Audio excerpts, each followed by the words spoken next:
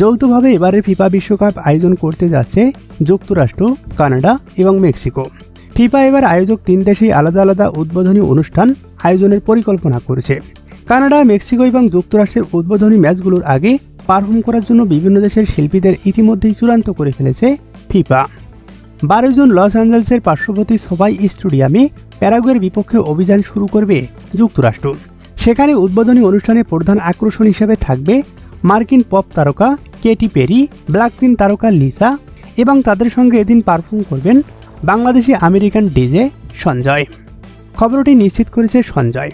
যুক্তরাষ্ট্রের সঙ্গে একই দিনে মাঠে নামবে কানাডা। টরন্টোয় প্রথম ম্যাচে বসনিয়া ও হার্জেগোভিনার বিপক্ষে তাদের ম্যাচে পারফর্ম করবেন কানাডিয়ান সঙ্গীত শিল্পী মাইকেল বুবলে, অ্যালানিস মরিসেট ও অ্যালেসিয়া কারা। 11 জুন মেক্সিকোর আজটেকা স্টেডিয়ামে দক্ষিণ আফ্রিকার বিপক্ষে মেক্সিকোর ম্যাচ দিয়ে শুরু হবে বিশ্বকাপের মূল পর্ব।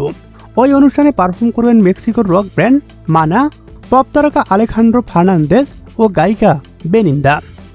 দক্ষিণ আফ্রিকার গায়িকা গীতিকার টাইলাও থাকবেন এই আয়োজনে। বিভিন্ন উদ্বোধনী আয়োজনে ভাগ হয়ে পারফর্ম করবেন আরও কয়েকজন আন্তর্জাতিক শিল্পী। তাদের মধ্যে আছেন কলম্বিয়ার জে বালভিন, ব্রাজিলের আনিত্তা, ভেনেজুয়েলার ড্যানি ওশান, ফিলিস্তিনি চিলিয়ান শিল্পী এলিয়ান্না এবং ফ্রান্সের ভেজে ড্রিম।